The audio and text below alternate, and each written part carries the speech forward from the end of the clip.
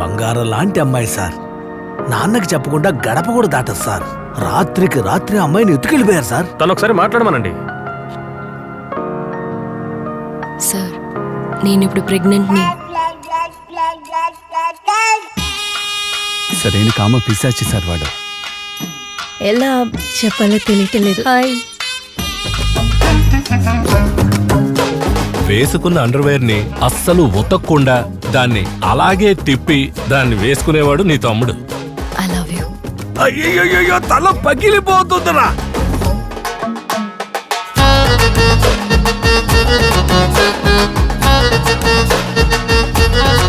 వాడికంటూ పనికి మాలిన 4 ఫ్రెండ్స్ ఉంటారు.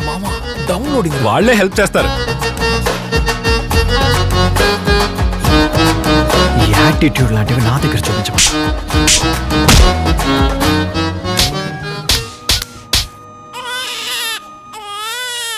అవును, ఈ బిడ్డ మీకు దొరికింది ఏ ఏరియా చెత్తకుండీలో అన్నారు?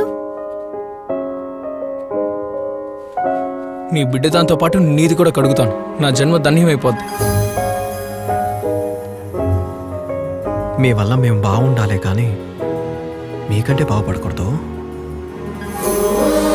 ఇంత జరిగిన తర్వాత కూడా ఆ అమ్మాయి వీణ్ణి బాగా నమ్ముతోంది. ఆ నమ్మకాన్ని కాపాడుకోమని చెప్పు.